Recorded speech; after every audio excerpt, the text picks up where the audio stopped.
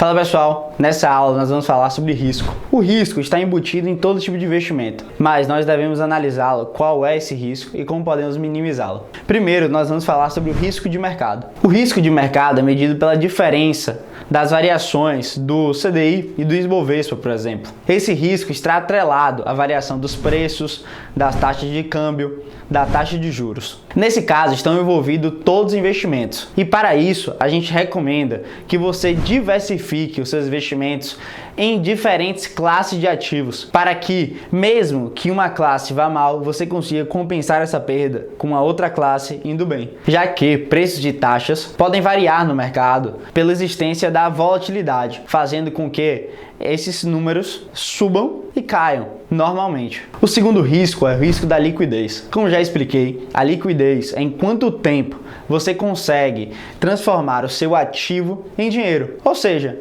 em quanto tempo eu consigo transformar este telefone em dinheiro? Em quanto tempo eu consigo vender o meu apartamento e transformá-lo em dinheiro na minha conta corrente? Em quanto tempo eu consigo transformar uma ação em dinheiro dentro da minha conta corrente? Vamos comparar então uma ação e um imóvel, por exemplo. Caso eu queira vender a minha casa hoje, por exemplo, eu irei anunciar essa casa com uma placa na porta e falar com o corretor. Provavelmente irá demorar 2, 3 dias para alguém começar a entrar em contato, mas é muito difícil que eu consiga vender com uma certa agilidade. E quanto mais pressa eu tiver, mais dinheiro provavelmente eu irei perder nessa transação. Entretanto, quando eu vou vender uma ação, basta eu entrar dentro do meu home broker, clicar no botão do meu celular e vender aquela minha ação. É muito simples, já que a maioria das ações tem uma alta liquidez. Mas como assim? Tem um grande número de negócios durante o dia.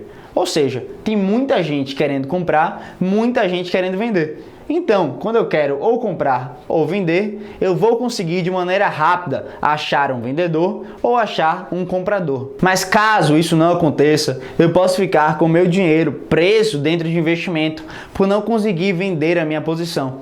Então, é importante que você analise a liquidez daquela operação ou daquele ativo. O outro risco é o risco de crédito. O risco de crédito é praticamente o famoso calote. Quando alguém tem uma dívida com você, no caso, uma instituição financeira, e a instituição financeira lhe dá um calote nessa dívida, não pagando assim ela. Logo, você perde todos os rendimentos e a quantia do seu investimento. Por isso, é interessante que você seja precavido dessas situações. Mas como? Por exemplo, você pode investir no Tesouro Selic, onde você empresta dinheiro para o governo, sendo assim mais seguro, já que o governo tem a máquina de imprimir dinheiro na mão, por exemplo. Ou que você invista em investimentos de renda fixa que tenha o FGC, o Fundo Garantidor de Crédito, que, caso algum banco venha quebrar, esse FGC pode honrar em até 250 mil por investimento e até 1 milhão por CPF os investimentos que você tinha naquela instituição financeira. Também tem as situações onde você realiza investimentos em crédito privado, por exemplo, onde você pode emprestar o seu dinheiro para empresas. Sendo assim, é muito importante que você analise caso a caso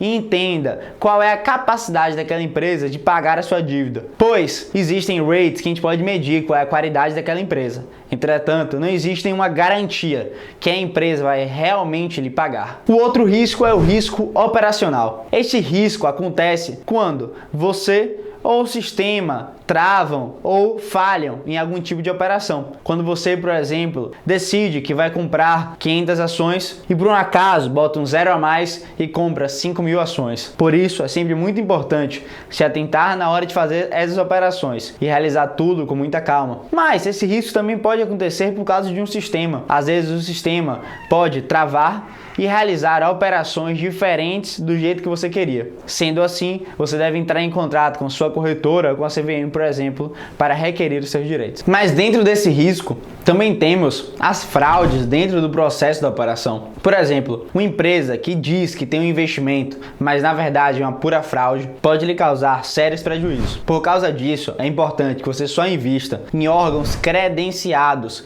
que você saiba que você está colocando seu dinheiro em organizações e instituições extremamente seguras e renomadas. Não fique colocando seu dinheiro em empresas que falam que vão te fazer fazer rico amanhã. Provavelmente isso deve ser uma bela de uma fraude. E também temos o risco legal, que também inclui fraudes, por exemplo, onde aquela operação que você realiza o tipo de investimento não tem nenhum tipo de legalidade de operar no país ou naquele estado. Sendo assim, também é considerado uma operação fraudulenta, da qual você deve se afastar e não ter nenhum tipo de contato, pois não traz benefícios e apenas malefícios.